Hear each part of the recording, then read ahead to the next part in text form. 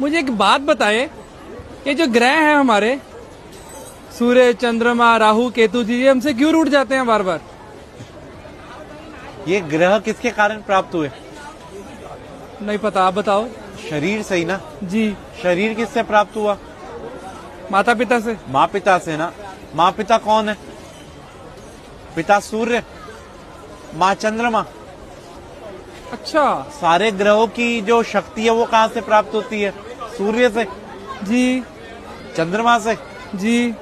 अब आप घर के ग्रहों को तो आप पूछ नहीं रहे और बाहर सोच रहे जा जाके सब ग्रह शांत हो जाएं, वहां पूजा करा लो, वहां पूजा करा लो, वहां पूजा करा लो। अरे कोई जरूरत नहीं किसी पूजा की।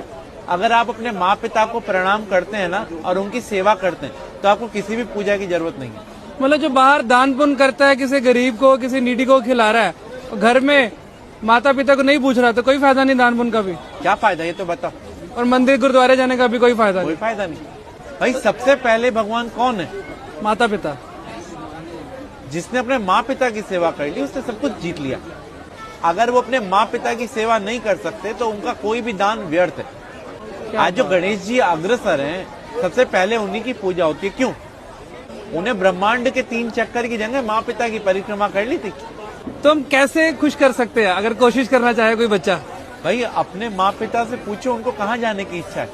अगर आप कैपेबल हैं तो उनके साथ जाओ, उनको तीर्थ कराओ, उनको अच्छी अच्छी चीजें जो उनको पसंद हो वो खिलाओ, उनको उनके पसंद की चीजें लाके दो।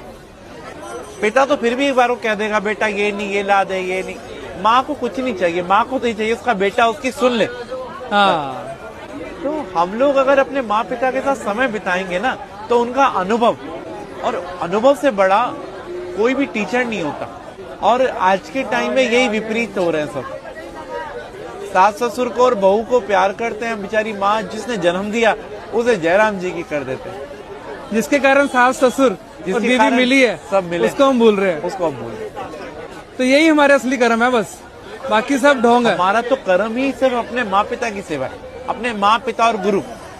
प्रातः काल उठकर रघुराई, माँ पितु गुरु चरण नवाई।